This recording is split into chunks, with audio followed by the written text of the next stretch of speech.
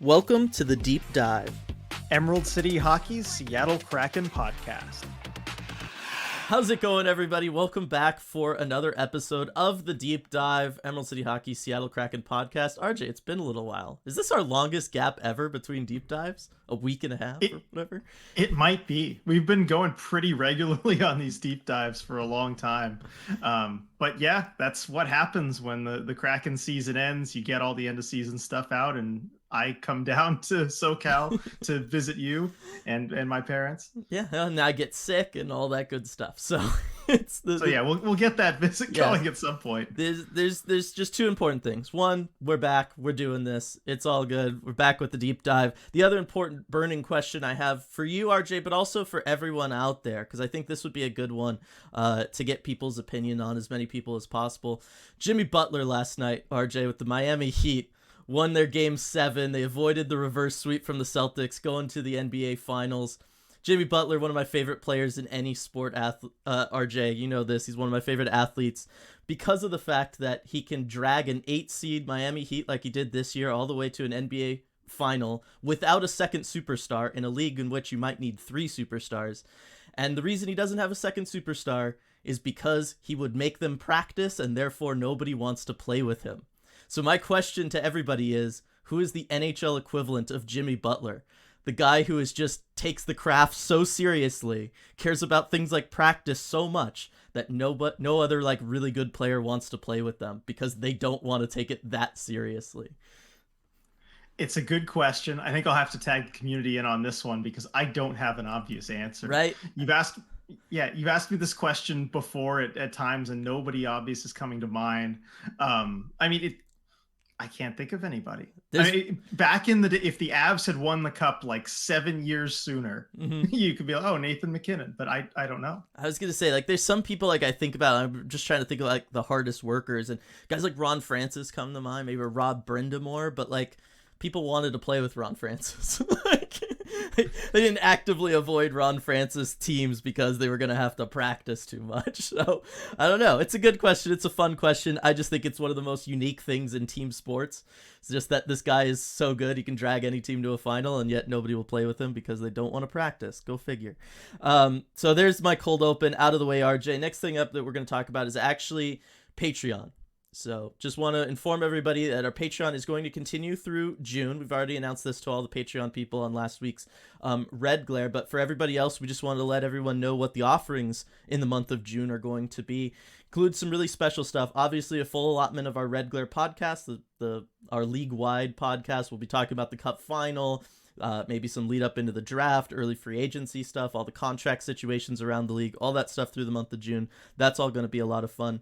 The other big thing that we're doing is that we're going to be doing a bunch of live game commentaries for the Stanley Cup Finals, including, as we're going to announce right now, Games 1 and 2. So that would be June 3rd and 5th. Going to be doing live game commentaries for people who want to stop by. If you interested in watching the whole game with us, that's great. You just want to pop in for a period or two, that's awesome too. But we'll be doing that for all of our Terror of the Deep tier patrons over on Patreon. I can't wait for that, RJ. It's going to be amazing.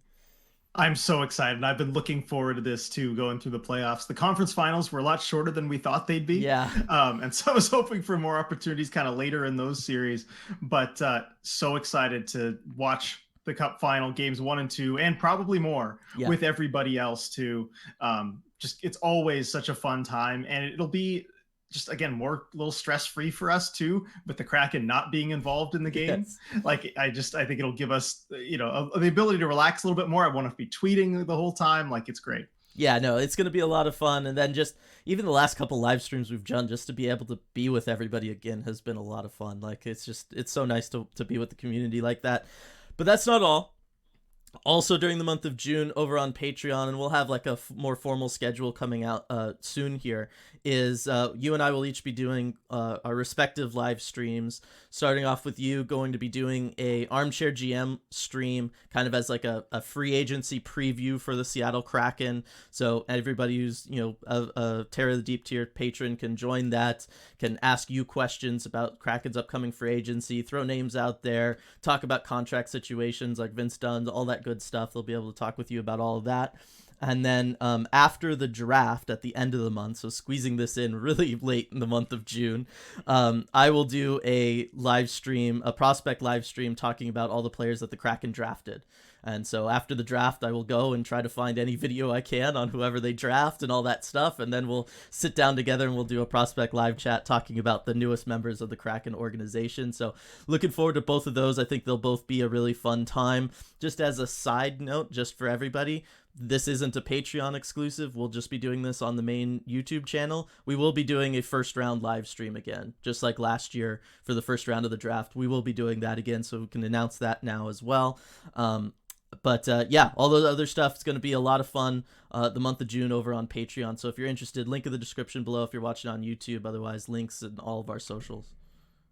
Yeah, and I'm looking forward to seeing your reaction, Dylan, your live reaction on stream to the Kraken drafting Andrew Cristall. Can you give me your surprised face? Are you working on it? That would be incredible. Like, I would love so much. I'm working on my mock draft right now. It's going to be so hard for him to fall to 20. Don't think if he does, there. Though, I'll be jumping out of the room. I really will be. Well, I'm looking forward to seeing that on the stream. Our only hope is that, teams get scared off of his size. That's the only hope, RJ, but 20's a long way. 20's a long way. I don't know. Anything's possible. Someone who's 5'4", 83 pounds. Teams, if you're listening, I wouldn't go near that. Don't touch it. Don't touch it. You never know. Ron Francis could probably bench press more than that still. Oh, certainly. Certainly. I mean, no question. So, just saying, it's something to be afraid of, other teams. So that's the Patreon schedule. Really looking forward to that. That's kind of our schedule for the next little bit as well, because obviously we'll be doing deep dive stuff. We'll be talking about the draft and free agency on the deep dive and what the Kraken will be doing later on this month. This episode's mostly going to be around the Coachella Valley Firebirds, because we were both able to get out there for one of these Western Conference games, final games. So we'll be talking about them, development of players like Shane Wright, Riker Evans, Ty Cartier's back down there doing what he does. We've got lots of stuff to talk about when it comes to that. Before that, however, RJ, and this happened moments before we started recording, because we, not recording on a Monday, it's on a Tuesday, so the deep dive curse didn't take effect this week. The Kraken announced that there's going to be a press conference tomorrow involving Ron Francis, Tarlai Wiki, and another member of the ownership group, Scott Holloway? Yeah, Sam Holloway. Sam Holloway, thank you. What is it? We have no idea. Everyone's speculating. Give me your guess. So I'll start off by saying that I don't know what it is, and that this is all just speculation coming up here, but I think it might be fun to speculate. We've seen a lot of that on Twitter as well, because I tweeted out just that the press conference is coming and we'll see what happens, and people have ideas at this point. So we can kind of run through the different ideas, how likely we think they might be. And I know the first one that kind of came to our mind, Dylan, was that it was an update on the Winter Classic next year, so that there'd be more Winter Classic information. How likely do you think that is? Well, I thought it was a lot better chances until you brought up like one important thing, and now I'm curious, and I'll let you do the honors of saying what that is. All right, so it made sense at first to both of us, but then I thought about it. If it was the Winter Classic, which is a league event, by the way, wouldn't somebody from the league be there? Yeah. And so I don't know that they would do something like this unless you had someone from the league. Right, that and the Zoom nature of it for the national media to be able to attend. So yeah, it was not, that's right, it was not available on Zoom. It's just an in-person press conference at KCI tomorrow. And all it said was just those three people are going to be there. They'll all be made available for one-on-ones afterward, but there was no Zoom element to it, at least on the email that we got. So given that the Winter Classic is a league event, you probably want that available to media who couldn't make it to KCI by tomorrow, with a day's notice. Yeah, so I agree with you on that. I think that makes a lot of sense. I think just given who's there and the fact that they're going to be made available for one-on-ones afterwards, you don't do that with ownership unless it's two things are going on, RJ. It's positive and it's not on ice related. This is going to be some sort of, I think, thing that affects mostly off ice. We saw speculation on Discord. I thought this might be a good idea. Does this have to do with the Muckleshoot patch? Jersey patch? That could be something. I don't know that you would have Ron Francis there unless you just wanted somebody to be like, yep, this is good, Yeah, I think that could be it, certainly. I mean, but Francis, it wouldn't surprise me if it was like the Muckleshoot thing. You have him there and everything because he's the GM. You want to show support from every kind of level of the team in that way. Yeah, I think you're probably right. Certainly, it's going to be positive. I don't think it's going to be some negative thing. I can't really see that. It's not going to be, oh, sorry, Jay Leach is going to be the Rangers coach or something. It's not going to be that. You wouldn't have ownership there. No. So I think you're probably in the right ballpark. Might be some, new ownership, minority owner or something. I don't know. But like going down the list here, just because I want to get to everyone's, ideas proposed. All-star game or draft. Being announced for Seattle again. I think there'd be someone from the league there. Yeah. I don't think, and then it be on Zoom. Matty Beniers extension. He's not eligible for an extension yet, so I'm gonna rule that one out. I like this Sonics. Yeah, that's how they would do this. Well, hey, I know you're thinking the basketball team. Maybe they're adding a Sonic like drive up in CPA. Yep, there we go. I mean, hey, it could be something, like the Shaq's Big Chicken announcement when they added that.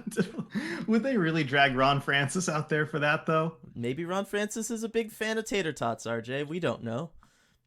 Yeah, or Ron Francis has bought a Sonic franchise. Yeah. And there it is. It's totally possible. He loves You heard slushies. it here first, everybody.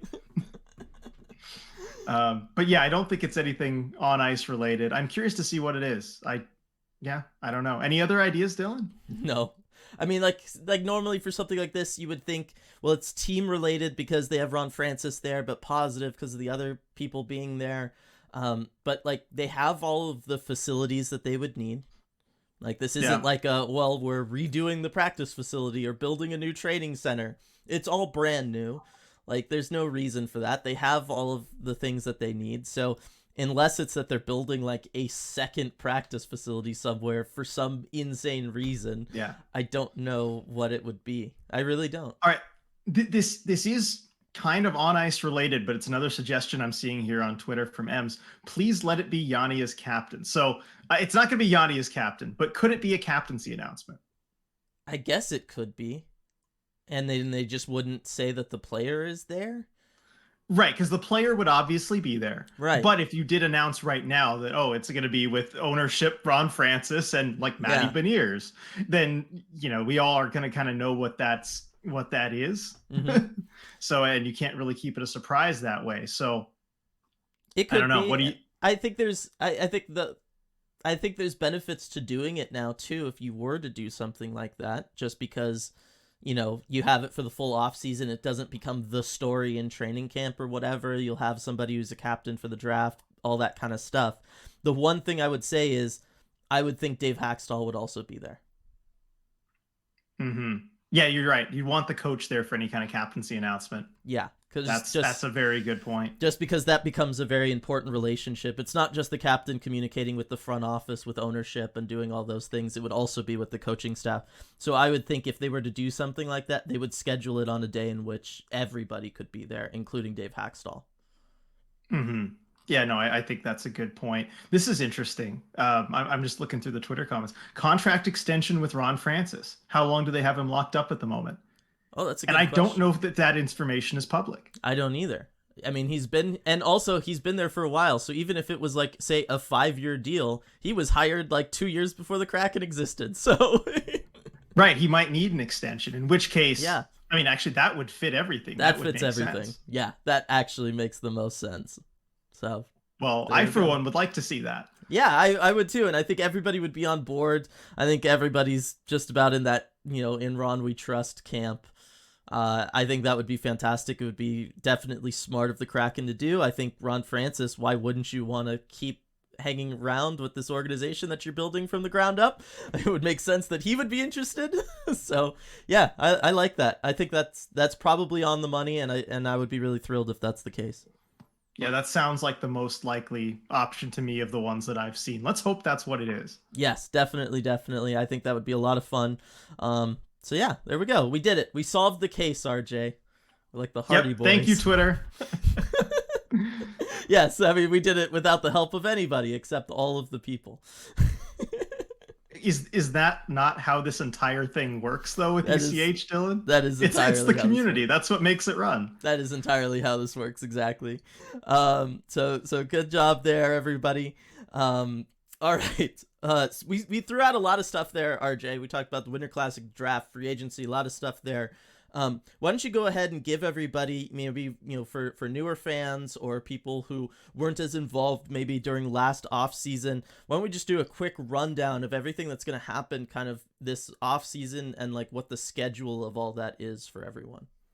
Yeah, good idea, Dylan. And because I figure there might be a lot of you listening who maybe weren't with us through last off season and also this off season with the dates and everything. It's a little different than last year. The NHL is still kind of working toward that process of getting back on the normal calendar. They're pretty much there this off season, but because of COVID, a lot of the key dates in the NHL off season that were pretty constant for each of the last 2 decades or so got shifted because of, the NHL playing in the bubble and, everything that happened with COVID. I'm sure, you're all, anyone listening is aware of everything that happened with the world there. But the NHL is kind of finally getting back to their normal off-season schedule. So I just want to quickly run through it and how that works, for anyone who may not have experienced that before. So it starts with the end of the Stanley Cup final, of course. And at that point, you kind of go into off-season mode.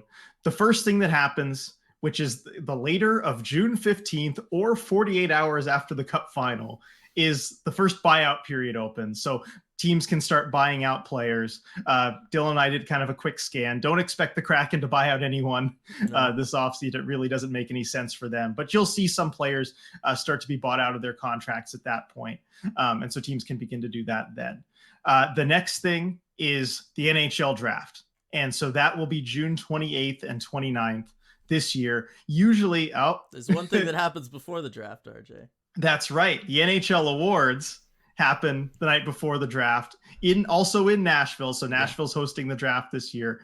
And I like that they're going with the awards in the city that hosts the draft. I mean, the entire hockey world is there already. It just makes too much sense. Oh my gosh. I can't tell you how many drafts I've been to where the number one topic of conversation is everyone just feeling jet lagged from having to jump from maybe the Cup final. Like if you're media or a league official, you got to go from the Cup final to the awards show in Vegas and then to wherever the draft was, a lot of times like really quick succession, because generally conference finals don't go as fast as they did this year. And everyone would always complain about that. I gotta think everyone is thrilled just to have it all in one place. They can just show up, do that thing. They don't have to worry about traveling all over the place on at the end of the season and everything, as everyone's just trying to get to the off season. I think it's really smart. I think it also works because players attend the awards show. There's always a lot of players there. This is right before free agency too, so it gives an opportunity for players to maybe be take some meetings and talk to some people, maybe even if it's not allowed. It happens. Oh yeah, no, it does happen. There's a lot of business to be done. So yeah, the NHL awards, the entire hockey world kind of gets together, and that'll be June 26th at 5 p.m.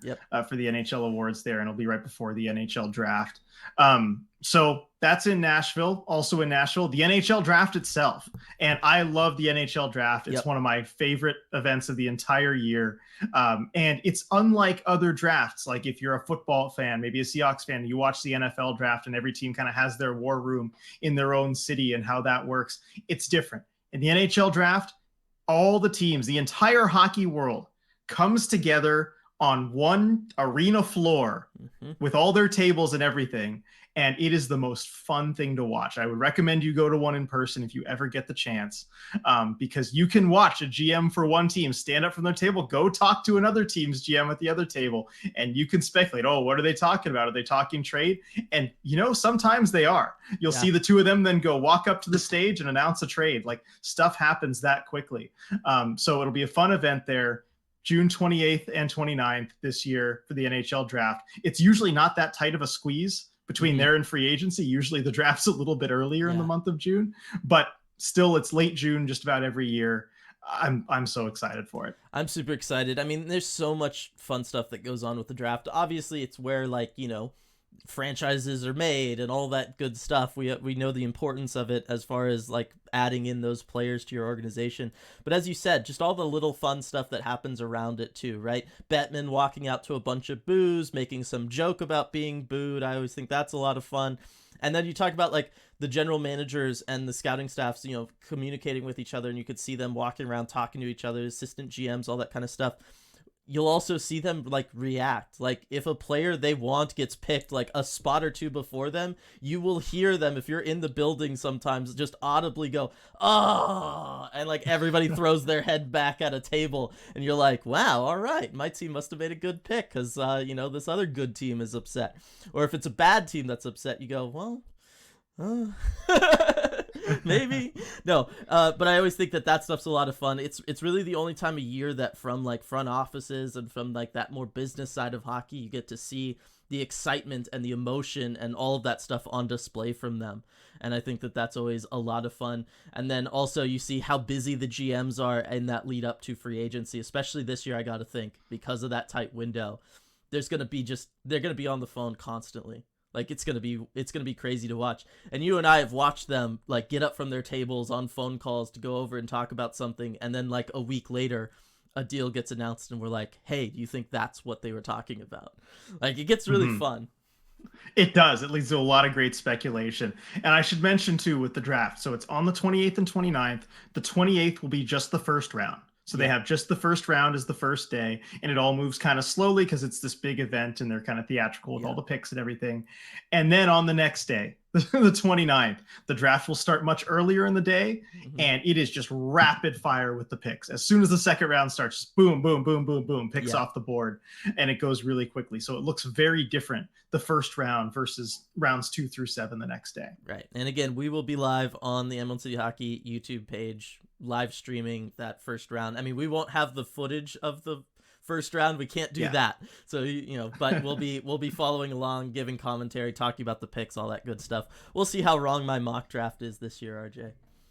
I know. I'm looking forward to comparing that to reality. It is so difficult to do an NHL mock draft. So hard. I don't know how you even just put one out there every year. I wouldn't attempt it. Look, I have no problem being wrong as far as getting the picks done in order, as long as like the players I had higher end up being better players. And you know what? I feel like at least last year that's so far been the case. So I'm all right. That's true. You can look back at it and be like, look, I said this guy was going to go 4th overall and he went 17th, and hey, look at how good he is. Exactly. We'll talk Not about talk about later. anyone in particular. No, yeah. No. All right. So this year, quick turnaround from the draft. So once the draft ends on June 29th, the very next day, June 30th, is the last day of kind of the league's calendar year. So from June 30th to July 1st, that is when the league's calendar flips over to next season. And so every contract that players have signed, everything that will expire, on the year, basically June 30th. So all the expiring contracts, that's the last day. And so July 1st, the free agency period begins.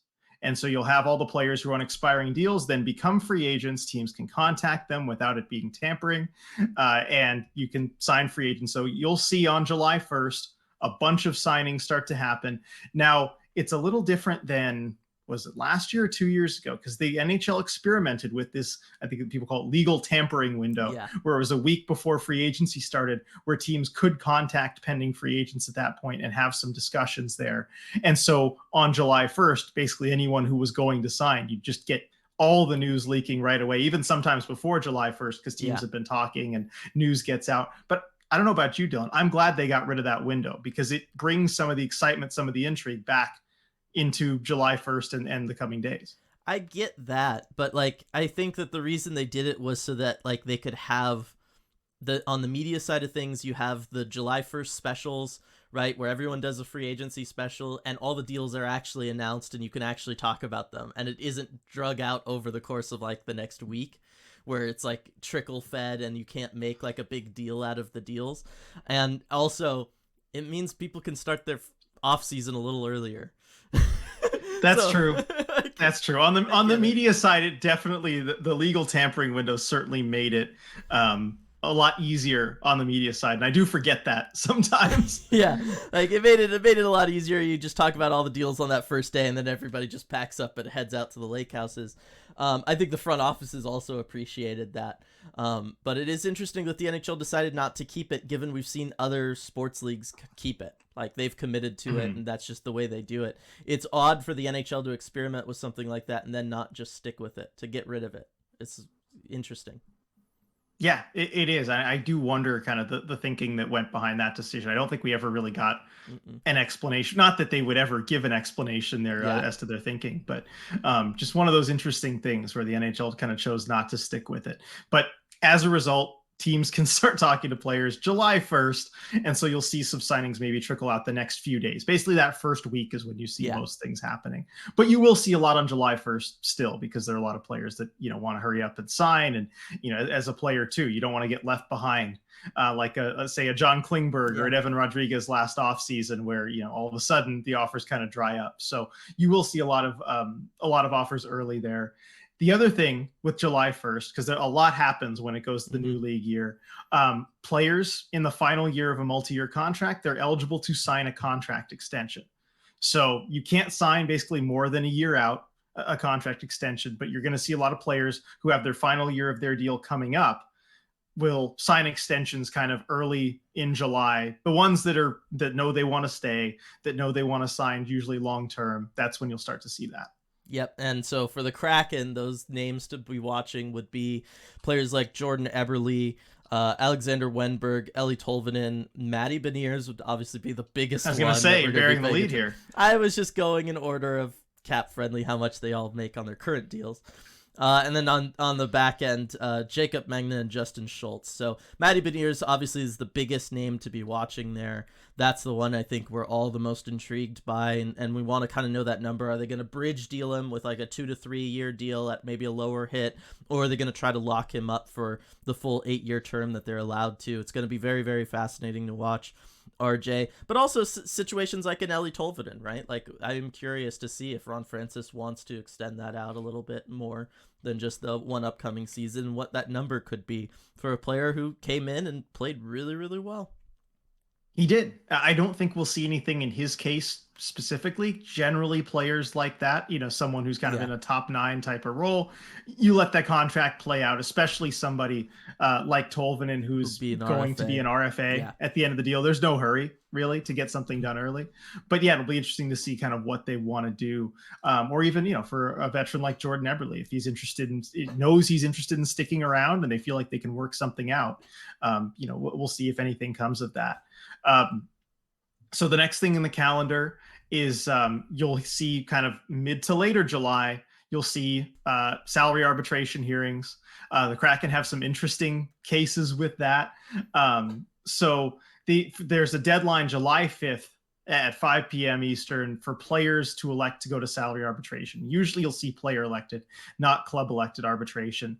But you'll have players, if they're given qualifying offers, like potentially a Morgan Geekie, a Daniel Sprong, Will Borgen. I mean, Vince Dunn, I don't think it'll get that far, but Cale Fleury, you'll have these guys who do have arbitration rights. And so then they can elect for arbitration. And those hearings will happen between July 20th and August 4th if there's no deal that is agreed to before that. Usually there is. It's very rare these cases actually go to arbitration, but just that's the timeline with that. Yeah. So it's going to be interesting there, just given the amount of names that the Kraken have and everything. It's going to be interesting. But we'll see.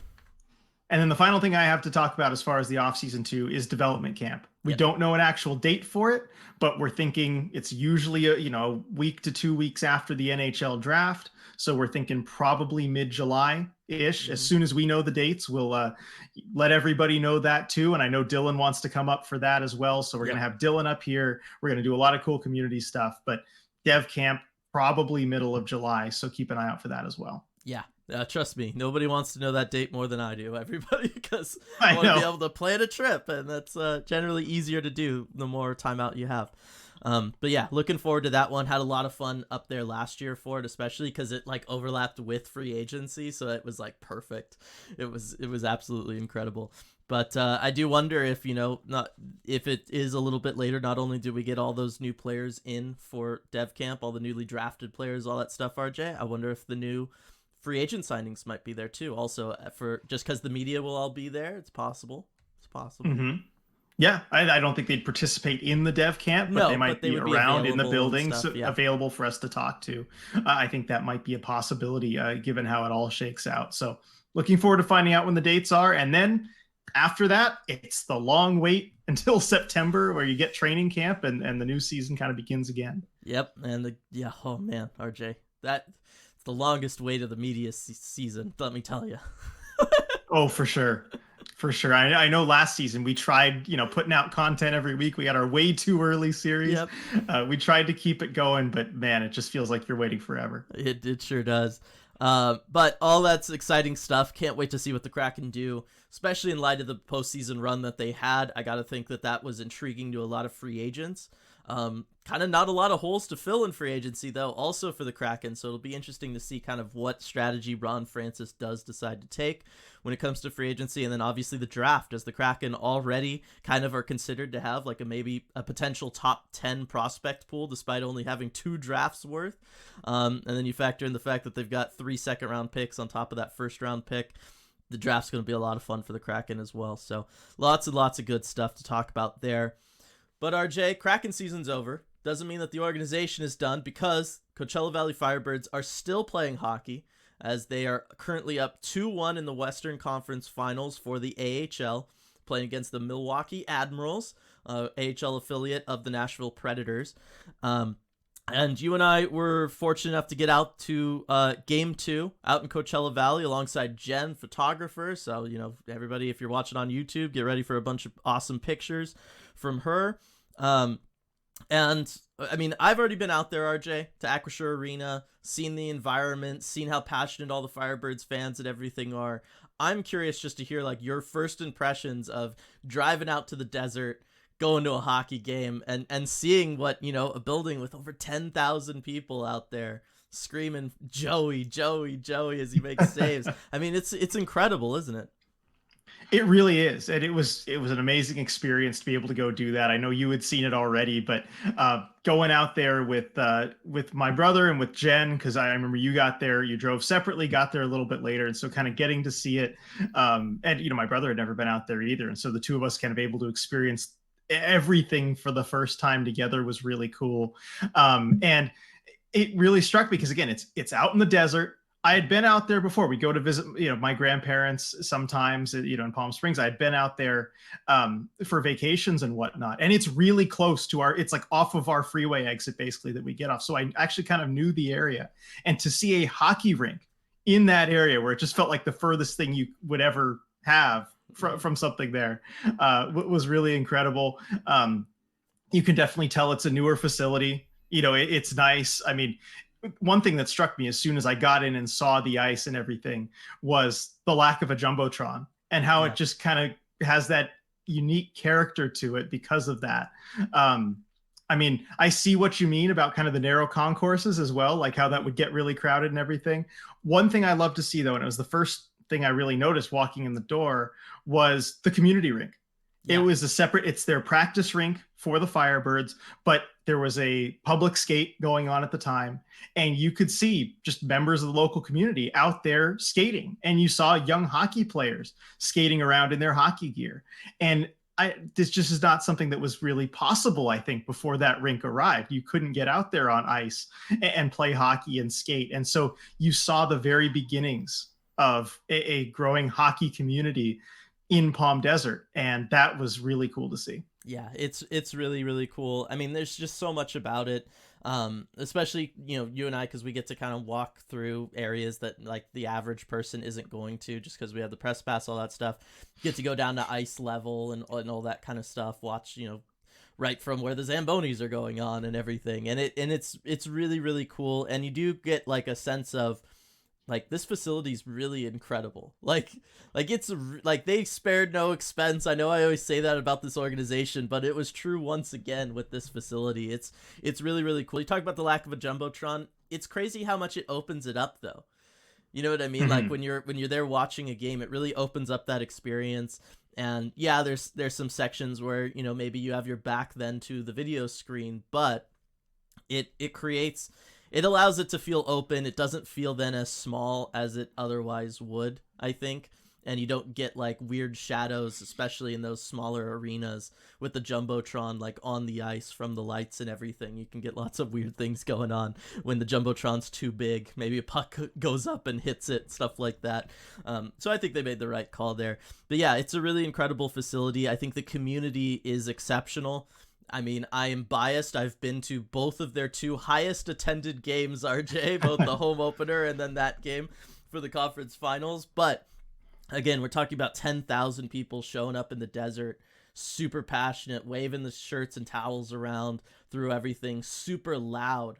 I mean, you can't hear, you know, anything going on that the teams do. You can't hear, I couldn't tell what the goal song was, RJ, because everybody was so loud. What was the goal song? You know what, I don't know. I know before it was the, yeah. It was Song 2 by Blur before, yeah.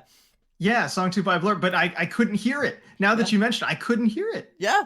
So yeah, the environment was incredible. I mean, the fans are so into it. It set an attendance record, 10,087 people in that building, breaking the record from opening night. So again, I was going to bring it up myself, but Dylan, you were at the 2 highest attended games there.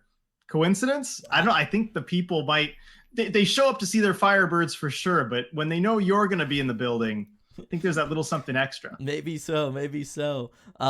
It's incredible. The crowd is fantastic, and you know, they're a hockey crowd. Like that's the big thing for me, was seeing it late in the season now after they're in the 4th round of their playoffs, versus seeing the home opener, where there was a lot of people who were new to hockey. They were very excited to be there. They were sports fans. They were going to be passionate. You could tell that. But during that home opener, there was a lot of confusion about just certain aspects of how hockey's run, right? It's 3 20-minute periods, right? Like there was people who had those kinds of questions. They were really that new to the sport.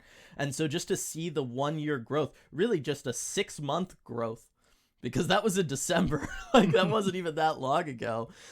Just in 6 months, the growth of everybody, like I said, the passion was never going to be in doubt for this team, but just to see the growth of everybody as like a hockey community and everything was really, really cool to see, having that jump. So it was really, really awesome. Excited to see that. Oh, go for it. Well, yeah. And I had the chance to talk to some of the fans as well. And it was clear they knew the sport. It was, you know, definitely a crowd that, and one thing I noticed too was I was curious with a lot of the fans. I asked them, had you followed hockey at all before the Firebirds got here? And most of them that I talked to said no. Yeah.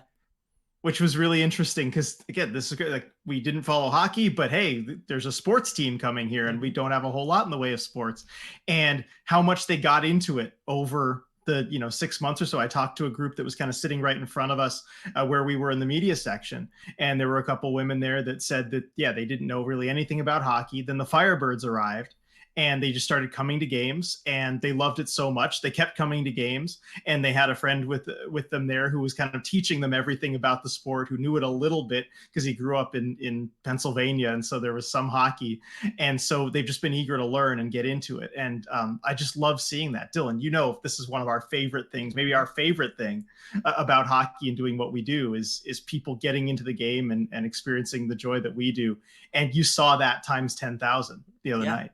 Yeah, no, it's really true. It's really incredible, and it is one of those things of, people love sports. Like wherever you go in the world, sports are played. It's one of those universal things across all of human culture, right? There's like art, there's music, there's sports. And I think whenever you can add something like this to a community that otherwise doesn't have it, right? Like those are like the prime areas, and to see something like hockey to be that team to go into a desert community like that, I think is really, really cool. And it's when otherwise you look out around the league and you've got like an Arizona Coyotes type situation, and that draws a lot of negative attention, to see something like this where it is like, no, this is possible. If things are done right, it's possible, and people can can be there and be passionate for it and everything, and it can work out in a really strong way.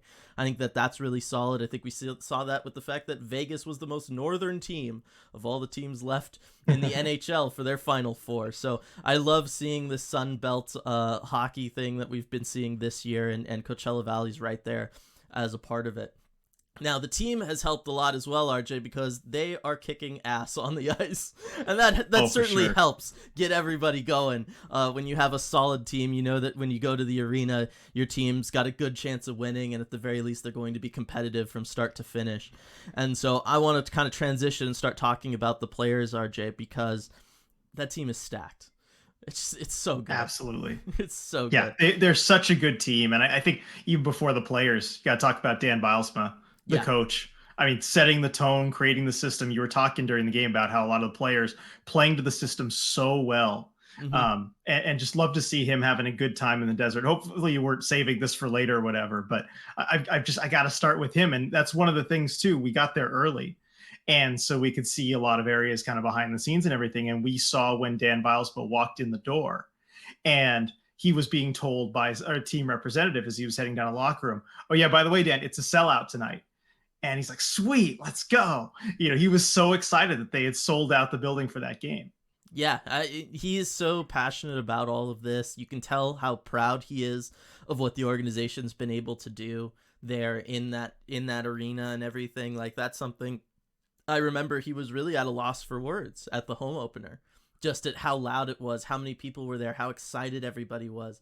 I remember he just like couldn't find the words for it. He just kept coming around to just like, it was awesome. Like, that's like all he could say. and he's really kept that energy, that enthusiasm as expected. I mean, this is Dan Bylsma. That's the way he's kind of always been. It's who he is.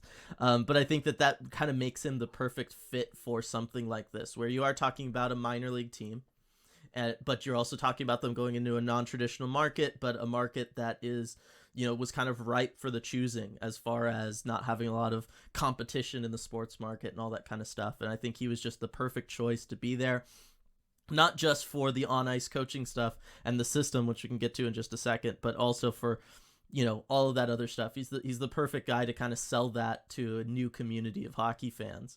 Because how do you not just get on board with a coach who's very down to earth? He's just going to say what he means, and often that's good and positive and fun because he's just a good and positive and fun person. You know what I mean? Exactly.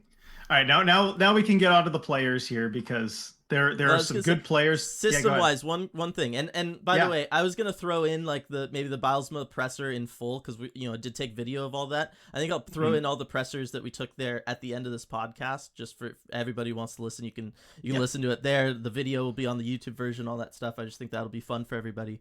The system that the Firebirds are running, RJ, did it look familiar to you? Did it remind you of a team at all? An NHL team? I mean, I don't mean the Kraken. Yeah, no, I wasn't thinking the Kraken. I'm trying to think. Because it reminded me of the Vegas Golden Knights. You know what? Yeah, I mean, like attack and transition, kind of defend a lot of the same ways, keep teams the outside. I don't know. I see some similarities there now that you mention it. Yeah, they try to defend to the outside, all that kind of stuff. They like to move up. They like to attack and transition. They like to move in through the sides of the ice in the offensive zone. What am I thinking? Along the boards. That's the phrase I was searching for. Sides of the ice, the sides of the ice. Yeah. And then get somebody down low in the slot and then get them the puck and try to score that way. Something like that. It reminded me a lot of Vegas. It's not exactly Vegas's system, but it reminded me a lot of Vegas. And you just see that with this team where it's similar to the Kraken in the sense that they got 4 lines that they are rolling and they are pushing and they are driving, and it's just clear that other organizations do not have the depth to match up against that, and certainly not when they're playing with pace the way that they did. And that's the other thing that kind of reminded me of Vegas, was it was the fact that all 4 lines are doing the exact same thing, so everybody's interchangeable, the pieces all can move around, and it's just kind of, you're just hitting them over and over and over with that speed and that skill. And Milwaukee struggled with it in that game anyway. Yeah, they did. And you talk about the pieces being interchangeable too, because I saw Bylsma able to be really kind of flexible with his lines Yep. too, where They were all I over the was place. looking for like, okay, they really were all over the place. I Yeah. was looking, all right, like, who's Shane Wright with, who's he on a line with? And I'm like, okay, it's, it's McCormick and it's Lynn. And I noticed Alexander True then in with McCormick and Lynn the next shift. I'm like, oh, maybe I got that wrong. And I noticed there was another center in with McCormick and Lynn too. There's a lot of flexibility there because the pieces all fit and everyone's fitting to the system. And it just makes it so much more difficult to defend against. It does, and it makes it really hard to scout this team too, RJ, because I was there and I was trying to just do scouting reports on players like Shane Wright, like Riker Evans. Talk about them, a little bit later. I was trying to do other players too, and it was just hard because everybody was just doing the exact same thing, and they were just playing the system, and they were all doing it well. So it wasn't even like somebody stood out because it was like, oh, they're really struggling with this. And so it made it hard to kind of like single anybody out or to go and be like, well, Billy Petman, I really like that he does this or that when he was doing the same things as, four other guys. Right. So it was an interesting game to watch, but I think that it's serving the Firebirds really well. To be honest, I think that that's a totally fine way to run an AHL team. Again, it's a minor league team. You're trying to win, especially establishing yourself in a new market. I think that's very important.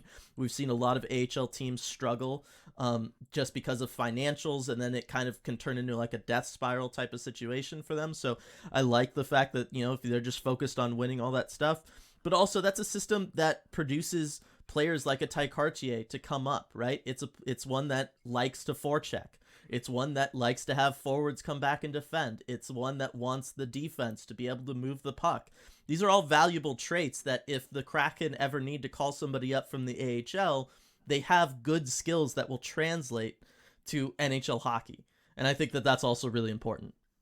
Yeah, and that's the worry if you have a system that guys are sticking to really tight, and that if the system isn't something that really translates to NHL skills or that, kind of works better at that level, then all of a sudden you want to call somebody up and you have nobody to call up because they all kind of play the same way. But this is the opposite. You have everybody who knows what to do, who has the right skills that's going to translate to the NHL level. And I mean, Ty Cartier, the number one example of that, of course, with him being called up. But you've seen it, with John Hayden, with Jesper Froden, with everybody who's gotten called up from the Firebirds, playing pretty well and not looking out of place at the NHL level. Right. And I think that's really important as well. It was kind of interesting to watch them play also, RJ, against this Milwaukee team. I just want to throw this out there because it was something that struck me about them, and I think Firebirds did a good job of kind of dealing with this. Milwaukee, RJ, 7 forwards, 6'4" or bigger.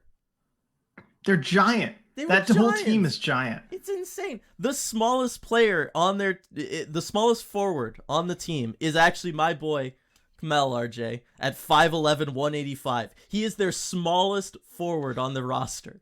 I was like, holy cow, this team. They had some massive individuals. And so there was times where that I thought translated really well to the Firebirds and players like a Shane Wright, who played fantastic physically, as we can kind of transition into him maybe here. He was using his body. He knew exactly when he was going up against somebody who was going to be 6'7", that, hey, if I get low, I can have all the leverage on this guy because he's so much taller than me. I can do that. We saw him draw a penalty because of his physicality and just because he decided to engage a player in the transition, moving up ice. Like the Firebirds have the puck and they're going up the ice, and he just makes sure to kind of be in somebody's way, ticks him off, and draws an interference penalty from it. Like, that's just smart hockey. And then later on, he did have an apple on, I believe it was Billy Petman's goal. It was because, again, he was winning a board battle, and he was able to shove the puck up the ice, hit Petman in stride. Petman's able to go in and score. And it's just like, hey, that's one of the big things that stuck with me about Shane Wright is he looked like arguably the most physical player out there, RJ, and he was playing in the land of giants. Yeah, he certainly was. And he didn't shy away from contact at all. And I think that stuck with both of us. We noticed that, the two of us, very early on. And it continued throughout the whole game. And that's something that was noticed by Dan Bylsma as well. Because I asked him kind of what the message to Shane was. And we can get to that, that comment a little bit later. But he said that one of the plays that stood out to him was the assist on the Petman goal, where he's physically engaged with the player, he's winning a wall battle, and he gives the extra effort to kind of extend and poke that puck forward to create the play that's happening. And so you saw that effort from him, and I think it was really consistent all game in that play to get an assist, in drawing a penalty, like you said, where he physically engaged with the player to buy his teammates some space too, because you had Eddie Whitco coming around the net, and he was probably going to get cut off by that Admirals player in his path around the net. But Shane Wright just engages a little bit, buys his teammates some space, and doesn't let go all the way through the ice. Down the ice, the Admirals player had to kind of keep grabbing him and holding on to him, and it ends up drawing a penalty. And you know, it gives your team a power play, and that's how you make a difference in that role. So I was pleased with what I saw. And then, of course, in Game 3, he follows it up by winning a net front battle, scoring the team's only goal in that game in Milwaukee. And so it's good to see him kind of build that momentum from one game to the next. Yeah. So I want to talk a little bit about that and about him. Obviously love the physical play that he has. I think that's really important. I think that's going to translate to the NHL. It's something that stuck with me from dev camp last year, was just how solid he was, how broad his shoulders are, how built his frame is to carry and support weight and for him to play physically. And so it's really nice to see him kind of develop that over the course of this D+1 year for him. And I think that that's really important. I think that's going to translate to the Kraken. Again, defensively, this guy just knows what he's doing. He's a leader out there defensively. I mean, it seems like half the time in the defensive zone, he's pointing to where there's an open guy for someone to go cover them. He's communicating with his line mates. He's communicating with his defenseman. If a defenseman goes below the goal line to go behind the net to go try to dig out a puck, he comes down low to help defend net front. He has the defense completely. He has the physical side of things, RJ. The one thing that I want to talk about was Shane Wright, and I feel like this is maybe something that people have been noticing or considering, or like, you know, as there's been a lot of stuff in the fan base about like, where is he going to play? How good is he? All that kind of stuff. There's been ideas, and it dawned on me actually driving back that night later on what it is with Shane Wright. And it's that I just think that maybe we need to adjust our expectations as far as offensively what we're expecting from Shane Wright, as someone who was lauded as a potential first overall pick, someone we took fourth overall, all of that kind of stuff. And I say that just because of how he plays in the offensive zone, which you notice I haven't brought up yet. Yep. He plays really, really well net front. That is clearly where he wants to be. Again, engaged physically with defenders. He thrives on that. He knows how to get inside position. He keeps his stick on the ice, RJ. Like, oh my God, I want to show him to every youth hockey player across the world, right? You're going to be net front, keep your stick on the ice. That's how he scored that goal in Game 3. Like, that is textbook perfect. So many more players need to play like that. When that net front spot is already occupied by someone else, he kind of doesn't know where to be. And I think that that's been consistent through juniors. I feel like that was maybe part of his issue at the NHL level in those couple games that he played there. And I think that was noticeable for me here too at Coachella Valley, is that he's a really good player playing in the slot, especially low in the slot, net front. And that, again, that is a very difficult thing to do. As we saw this postseason run, the Kraken probably could have used a little bit more of that, right? Like, so this is definitely not a problem as far as somebody, you know, bringing that idea to the Kraken. I just think that it's one of those that, like, you know, is he going to be a 100-point guy in the NHL? Probably not. You know, and I think so there just needs to maybe be a little bit of an expectation adjustment of, look, this guy is going to be a defensive center. He's going to be a physically defensive center, and I think that's important. And he's going to be a net front annoying player like a Yanni Gourde. And so I just think we need to maybe change our expectations of, hey, this top draft pick, this top guy in our organization, that's more so who he is. And I don't think there's anything wrong with that, RJ. I would love if he could develop into our organizations like Ryan Kessler, where it's just like, again, this is the perfect player come playoff time, because he's just going to go out there and engage everybody and hit everybody and be a menace net front. And so I'm still really excited about Shane Wright, but I'm excited about things differently this offseason than maybe I was last offseason.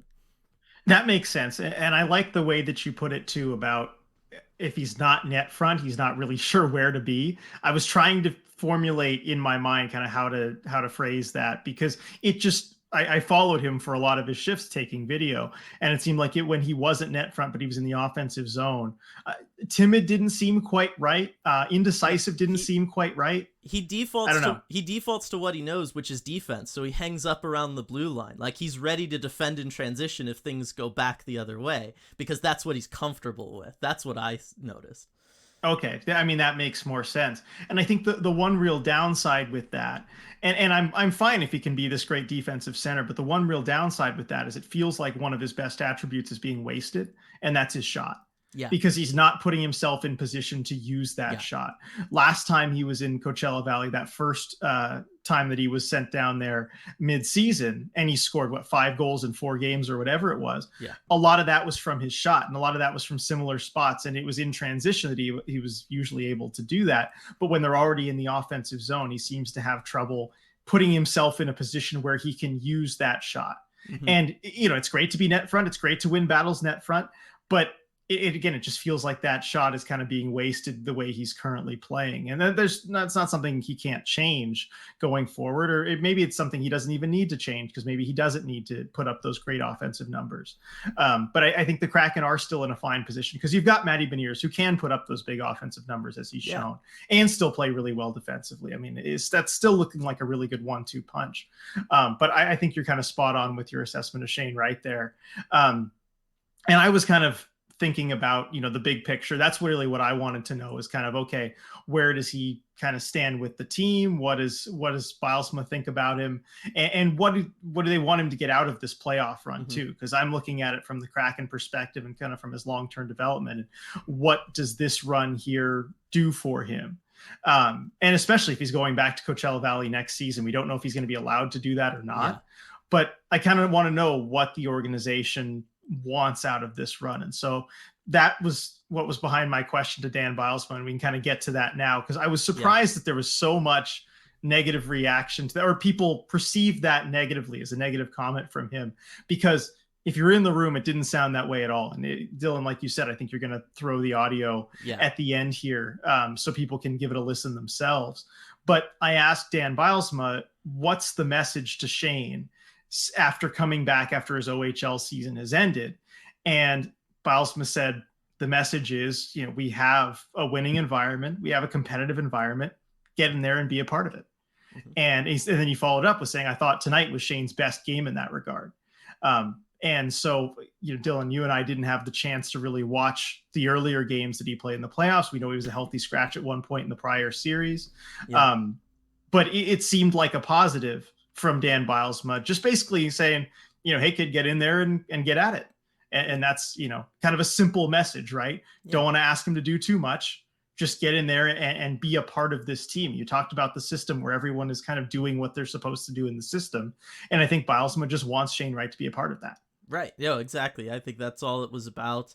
I will say this, and again, for people listening, I don't feel like Bylsma was expecting questions like that. Like for both the questions about Ty Cartier and for the Shane Wright questions, I think he just wasn't expecting that as part of the press conference. He wasn't expecting some Seattle reporters in there to be asking those kinds of questions. You did catch him by surprise a little bit, I think. It caught him definitely by surprise. So you'll hear that he, it takes him a moment to kind of find the right words, and he didn't have like a canned response like he would have for all the questions about the games. And so that's where I think a lot of it also comes from as well.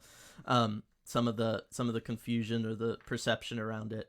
But yeah, it's a fine message. That's what you would tell to anybody. I'm sure that's what he told, Goyette coming in, Ty Nelson, Furcus when he was there, all those guys, right? Like, that's just what you tell them. It's a pretty innocuous, generic thing to say as far as, new people joining your team for a playoff run. Like, look, it's an established team. We play a certain way. We play with a certain level of energy and intensity.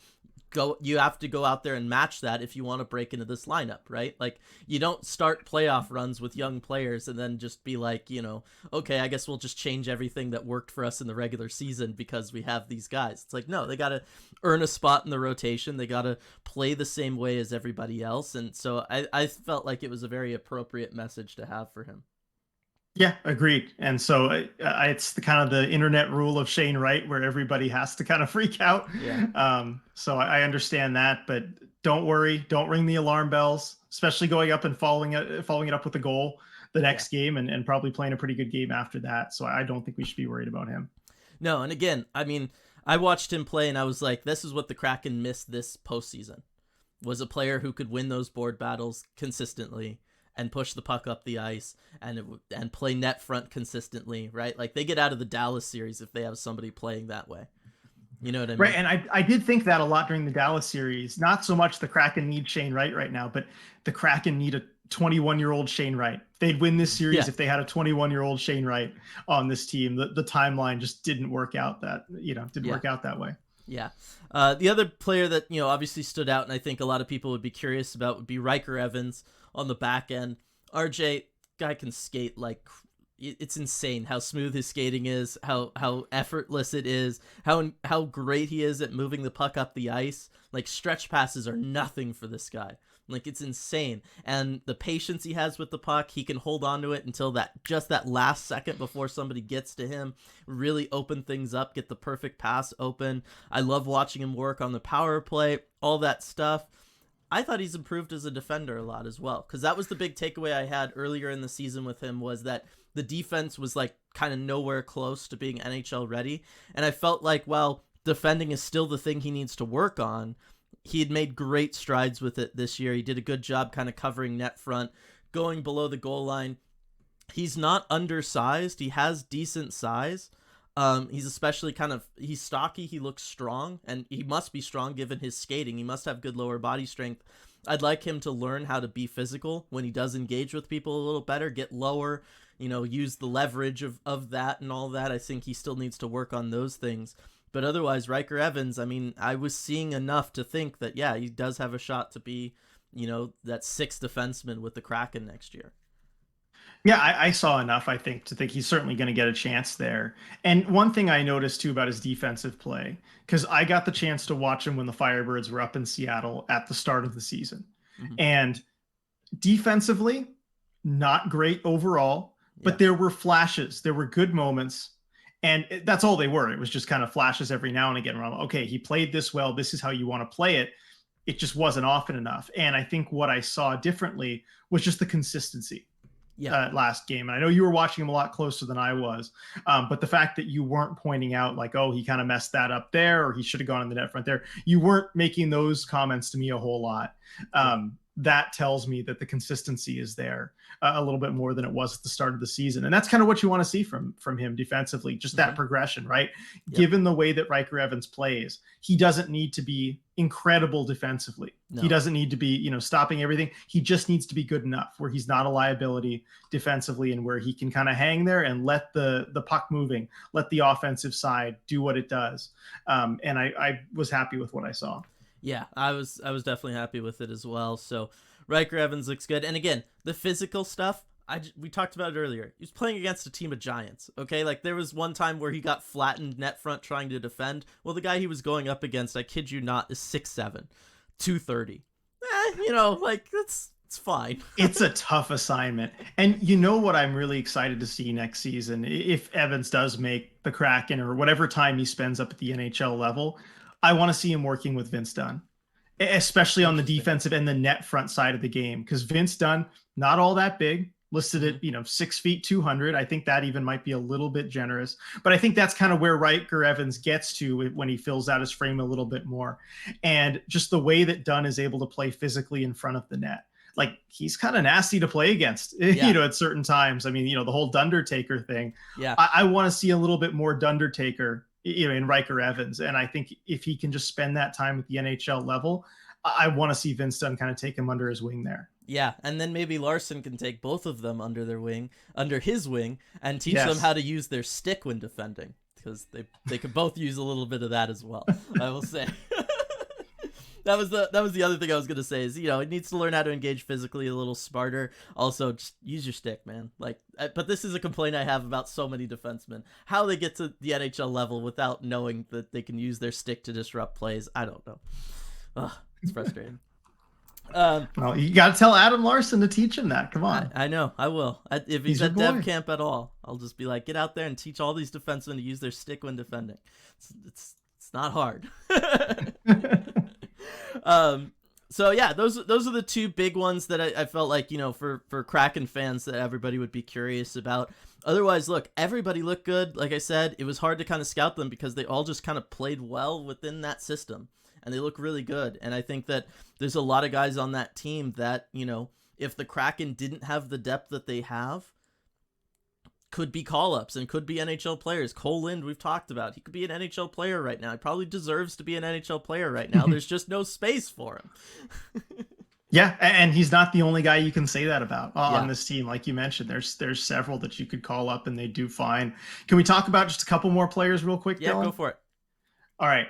Ty Cartier. I know we've already heard all about Ty Cartier, but like, come on. I did give Dan Bylsma the chance to gush about Ty Cartier the way that Dave Haxtell had been. I was curious what Bylsma had to say, because let me tell you, listening to Dave Haxtell talk about Cartier, and whether it's, in the media scrums or even just kind of behind the scenes, hearing how he talks about the kid, I've can't remember another player in my time covering this team that coaches have spoken so highly of. Mm-hmm. And so, of course, I asked about Ty Cartier and said, look, we got the chance to see what he can do up in Seattle, kind of talk about his progression from the start of the season to where he's at now. And Bylsma, I mean, you'll hear his answer at the end of this thing. But again, caught off guard maybe a little bit, maybe didn't expect to hear that question kind of in relation to Seattle and everything. But he said that the number one thing you want to do as a player is like leave no doubt about the kind of player you are and what it is that you do.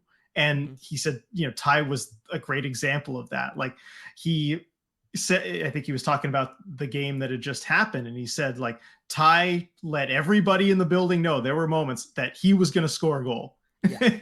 And, he mentioned he got 7 shots, 12 attempts. Like, he was just a force out there. And so then I asked about when that call up came, when it came time to look, the Kraken are in the playoffs, you need someone to call up.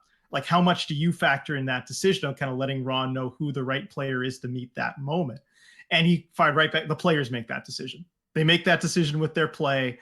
And I love this quote from him. He said, Ty was leaving no question in anybody's mind about who that call up should be. And he really just kind of forced the issue. You could tell with how he was playing. And so the more I think about it, the more I think just he's going to make the roster next season. Yeah. The way that Bylsma talks about him, the way that Haxtell talks about him, coaches absolutely love this kid. And why wouldn't they, given how he plays? Yeah, and it was funny too, because like when you watch lower levels of hockey, RJ, and by lower levels I mean anything other than the NHL, right? Mm-hmm. Whether it's AHL, whether it's major, junior, there are guys, and especially if you're watching in person, there are guys that are just clearly too good to be playing at that level. Like, their pace is just higher than everybody else's. What they're able to do, they're able seemingly to do twice as much as everyone else. That was Ty Cartier in that game. He was just faster than everybody. He could lay out a hit and still get back in time. Like, he was playing with NHL playoff pace, and nobody else in that game was playing with that same level of pace. And just what he was able to do on the PK, he was fantastic. He could do everything that they needed him to do. I mean, he just looked so solid. He was so good. He looked too good to be there. Just being honest. Like, yeah, awesome that the Kraken organization are able to have him there, and he can be a part of this, and hopefully, the Firebirds can do something really, really massive here. But the bottom line is he just looked too good to be there. Yeah, he did. And that wasn't always the case, though. Bylsma did mention at the start of the season, he was not in a good spot as far as where he was on the roster and kind of how he was playing. And of course, I think that speaks to the work ethic. But look, you have a player who was undrafted in junior, undrafted in the NHL, and is where he's at now. I think that says more than any coach can say about a player's work ethic and trying to get to the right spot. So that's Ty Cartier. I mean, what more can be said really about him? But the last I want to cover is Joey Daccord. Now, he is a pending UFA. I think it's probably likely he leaves the Kraken organization to go find opportunity somewhere else. I know it's sad, but I want to point out he played well. Bylsma loved the play, and we both noticed at the time too, where he just was playing the puck behind the net, and a defender was coming in on one side. He faked the pat, just looked him off like he was going there, got the defender to go away, and then just set it on the backhand the other way. Like, just so calm with the puck, and fun to watch too. We both gave each other like, oh, kind of expression right after that, and of course Bylsma noticed that as well. But the number one thing I wanted to point out with Joey was how much of a fan favorite he was in Coachella Valley. There is no question who the fans' favorite player is there. Yeah. It's Joey Decord. The Joey chants, and even talking to some of the fans, asking who their favorite player was. I mean, it's clearly Joey. To see the connection that he's made with that fan base was really awesome, because we got to see him up at the NHL level, a few times. We liked having him around. We liked having him around the Kraken. But we didn't really get to see, everything that he was doing in Coachella Valley. And man, you can tell he's made an impression on that fan base. He has, and I mean, it's not hard to see why, right? Like, not only is he goaltender, and so obviously there's going to be a lot of eyes on you, and he's played really, really well for the Firebirds, especially this postseason. I mean, a .927 save percentage so far. It's been a big part about the reason why Coachella Valley has had the success they've had. But he's also just got an amazing personality. Right? Like, you talked about Bylsma's personality and kind of being perfect in a new market. To have somebody like that who is open and nice and kind and willing just to speak their mind and be free about like things. And that's Joey Decord. And I think that just goes a long way to having people connect with you. And I think that that's one of the things that hockey just in general needs more of. But especially in situations like a Coachella Valley, where you are, this new thing, and people are excited for it, and they want something to attach themselves to in that excitement. Having somebody like a Joey Decord around with that kind of personality, playing the position that he does, is the perfect storm. Yeah, it really is. And great to see, again, just that they have the benefit of having someone like Joey Decord, and like a lot of the players that they have down there. It's just the perfect fit for a new market, first year with the team. You can't ask for anything better. Nope. He's been fantastic. So again, it's one of those, I would love for the Kraken organization to be able to keep him, RJ, but as we've talked about, I don't see how. And again, he's earned it. He's earned the ability to be at the NHL level. He just has. Yeah, that's the bottom line, right? He's earned the chance to be an NHL goalie. I don't think he's going to have that chance here. He needs to go play NHL games, and I think he'll do well wherever it is when he does. Yep, definitely. So Coachella Valley, they're up 2-1 in the series, RJ. They're finally to the best of 7 series in the finally AHL playoffs. I know. Game 4 is Thursday, June 1st. So interesting there. Milwaukee was able to win that Game 3, RJ. It's the first of 3 games in Milwaukee. The way they do this, everybody, just to save on travel costs, is 2 games at Coachella Valley, 3 games in Milwaukee, and then the final 2 games of the series, if needed, would be at Coachella Valley again. And the Admirals, they looked a lot better in that one. Made a goalie change, RJ. It's always scary, right? Bring in a goaltender, first game of the playoffs for him, only allows 1 goal. That's scary. Hopefully Coachella can break through next game. Yeah, you never know how that's going to go. And it was interesting watching Yaroslav Askarov. I mean, I'll keep it short because he's not a Kraken prospect, but he was an 11th overall draft pick. He's just fun. He is fun to watch play. And he didn't have the best game. First goal of the game, he misplays the puck as it comes to him and kind of goes down and bats it into his own net, essentially. But then he came back strong from that, was not fazed by it. And to even see him kind of celebrating behind the play after a big save, like the puck goes the other way and he's like, yeah, got it. He's fun to watch. Looking forward to seeing him in the NHL with the Preds one day. Yeah, but I'm telling you, in Milwaukee, they moved to Devin Cooley, RJ. And you know why he scares me? Why does he scare you? 2 reasons. 1, he shares a birthday with me, 5/25. Shout out for that. Yep. 2, shares a birthplace with my sister, Los Gatos, California. Oh, that's right. He's from Los Gatos. I was looking at the roster. I was like, oh, look, they got one of their goalies from Los Gatos. Yeah, so that's kind of weird. That's a little too much coincidence for me. That scares me. Not gonna lie. Yeah, that could be some lucky baby magic there. He's 6'5" too. There's only giants on this team. Well, yeah, they've got 3 defensemen over 6'4". They've got both of their goalies are over 6'4". Like, everybody on this team is just massive. Like, it was crazy. So again, the fact that Shane Wright was able to play as physical as he was and win battles against these people tells me Shane Wright can handle the NHL. No problem. Yeah, 9 players 6'4" or taller on that team. It's insane. It's insane. So many of them. So that's the situation in Coachella Valley. Obviously, we'll keep everybody up to date with that as well, because it's very exciting. And then, we'll see if they can advance to the AHL finals, all that stuff. I mean, I wouldn't mind going back out there. I wouldn't either. And I know the people there were trying to convince us to come back if they got to the Calder Cup final. Yep.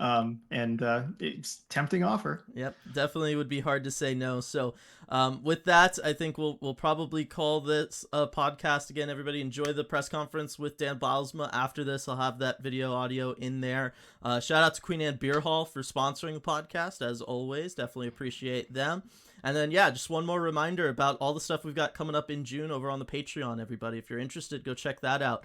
Again, going to be, you get the multiple Red Glare podcasts. So that's always a lot of fun. Get the live game commentaries for the Stanley Cup Final and access to those 2 live streams as well. The Armchair GM stream with RJ and then the post-draft prospect stream with me at the end of the month. Looking forward to all that good stuff. But until then, gotta say, see y'all next time. Coach, by my count, that's 60 minutes down, 2 wins down. 120. Well, yeah, 120. I got to add them over there. I don't have that same education that you do. Just your thoughts on the performance tonight. It still hasn't looked like you guys have played maybe your best game of the series yet. Is that fair? I hope that's true. I hope that's true. I thought I liked the way we came out tonight, right from the first shift.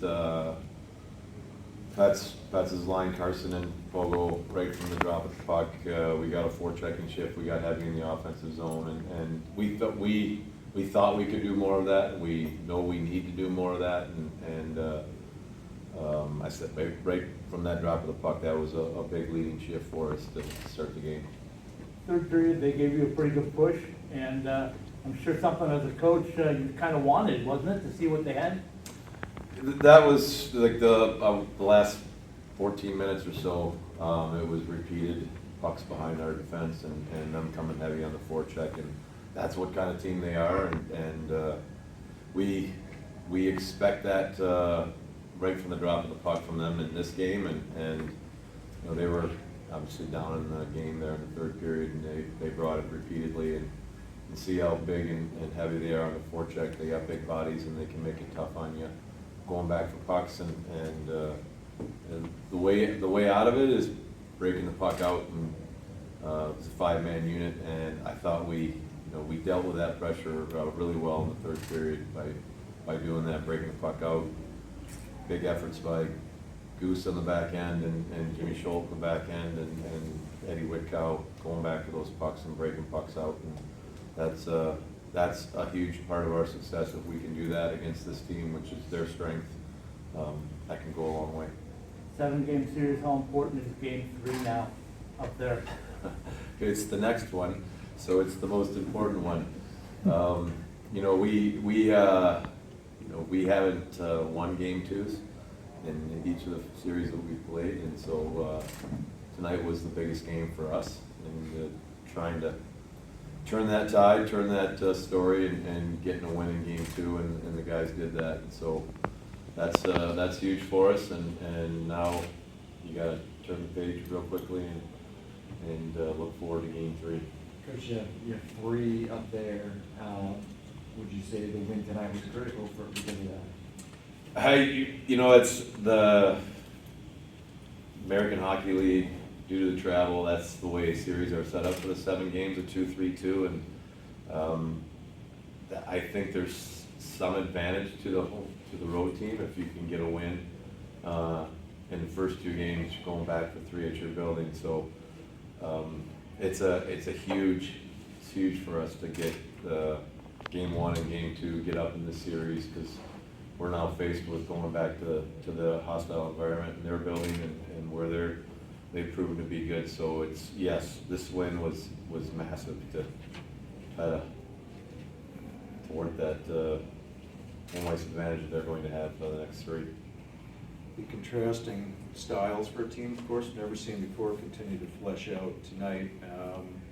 For a second game in a row, speed and agility and skill seem to obviously win out over a lot of size that they have.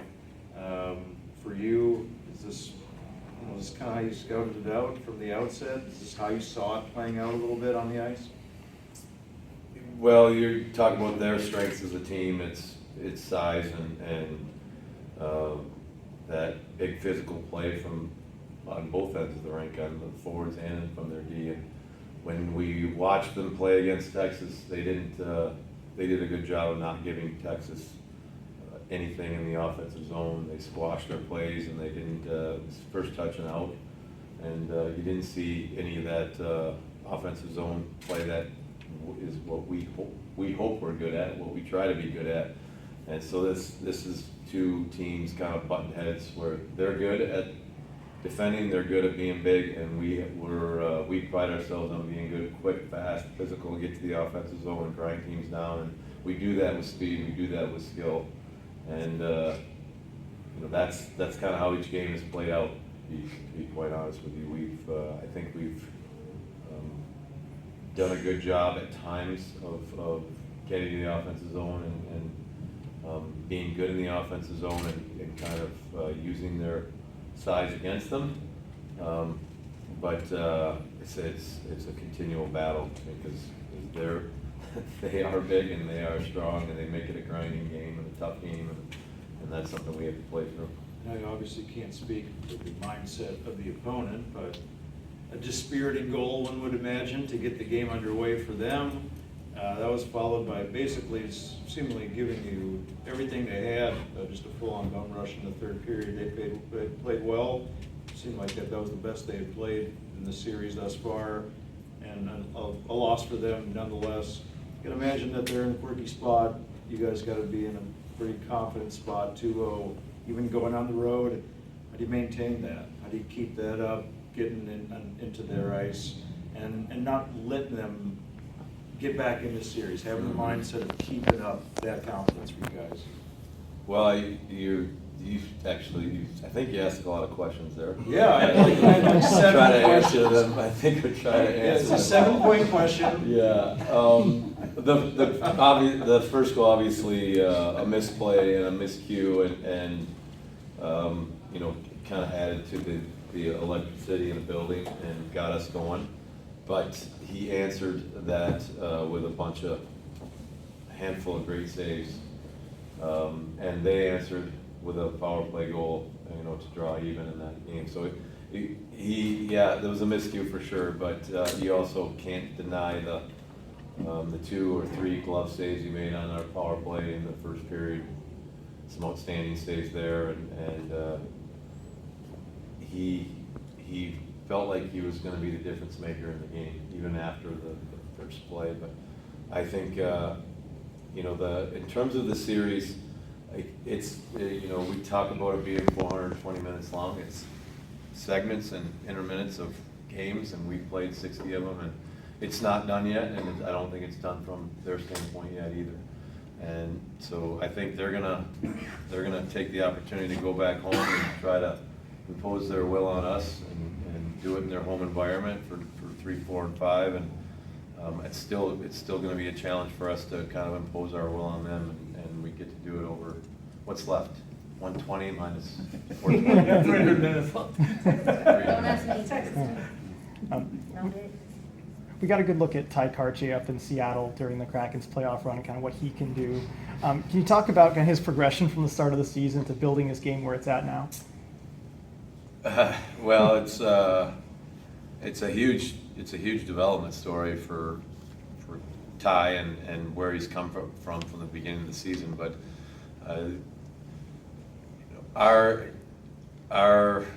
your goal as a player and your job as a player is to leave no doubt about who you are and what you do as a player. And it's repeatedly, night in and night out, there's no question about what kind of player Ty is and what he's good at and what he can do well for the team. I don't know how. I think he had 7 shots on net. He probably had 12 attempts. At several times he let everybody know in the building like he's gonna score.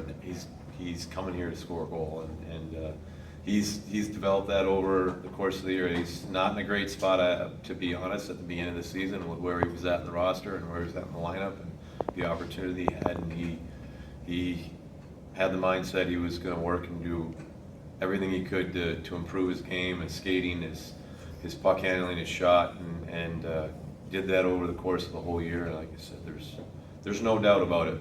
There's no doubt kind of what kind of player is he, and did it in Seattle as well.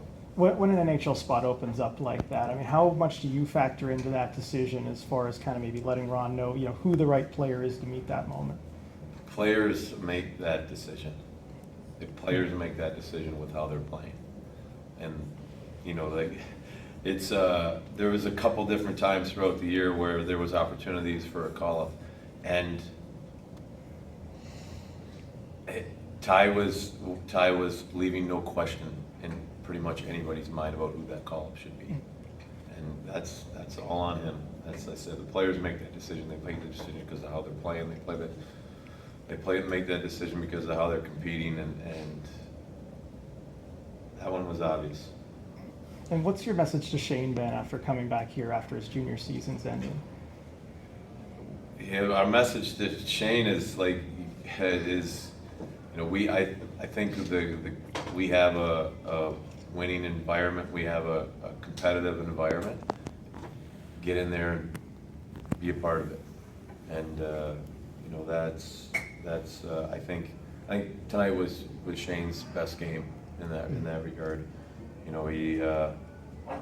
He's got speed and he's got skill and he's got a great shot.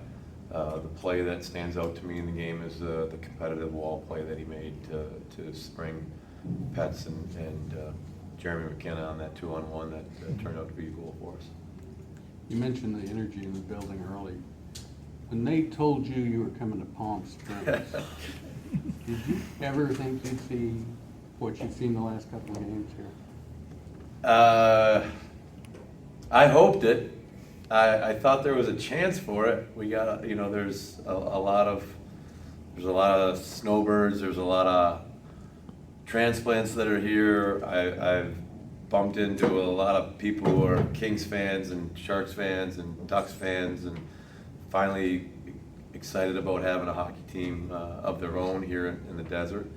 But we have the best environment to play in. We have the best fans. They're coming out in droves. They're super energetic. They're I don't want to say that. They're great fans. They're loving what's on the ice. They're loving the birds. They're loving us winning, and it's awesome. And you come out tonight. You come out to a whiteout. You come out to it's an NHL building. It's an NHL playoff atmosphere. It's pretty remarkable. Coach, you mentioned Petman and his goal, but it looked to me like he was ready to break out, and maybe he did tonight. Did it feel that way for you two on the bench? Pets has been playing great. The last few months, the last 2 months, and in the playoffs, we've asked him to take on a big role. He's playing against other teams' best lines and in a checking role, and he's been stepping out of his shell. He's really coming to his own and how he's playing, and he's also got a little bit of offensive flair to him when he comes to that. It wasn't just the goal tonight. We've seen it kind of repeatedly in the playoffs here as we've gone along in some of these tough battles. He's come up big for us a number of times. Blocking shots too. I saw that late in the game tonight. He kind of winced and lifted himself to the bench. But what does that say in the last minute or two of the game when he's willing to sacrifice like that? He's not the only one. There's a lot. We saw Carson with a big block and Husey with a big block and Pets, but I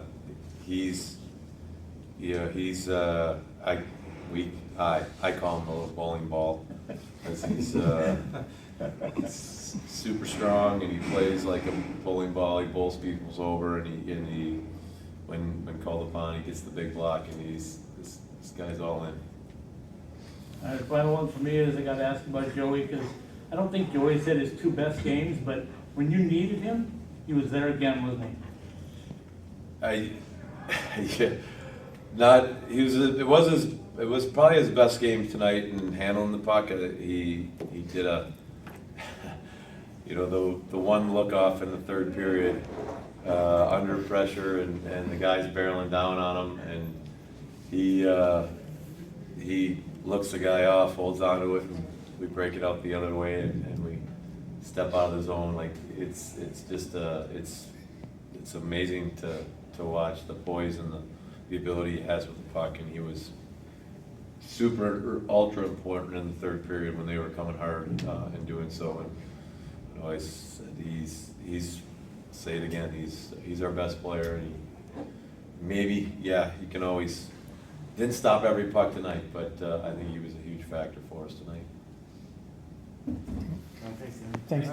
Hey everyone, before we go, we just wanted to give a quick shout out to all of our awesome patrons over at patreon.com/Emerald City Hockey, especially our Terror of the Deep patrons.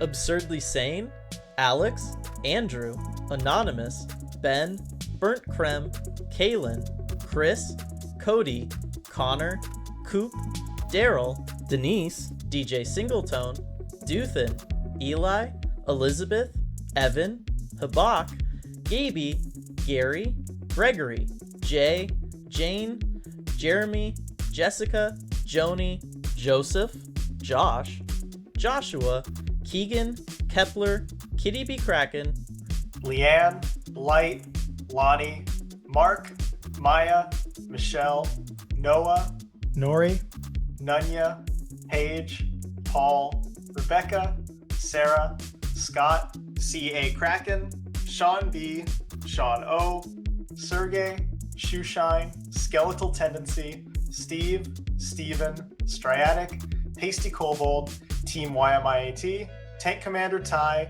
Wendy, Strife, and Zane. Thank you so much for making all this possible. We really appreciate your support.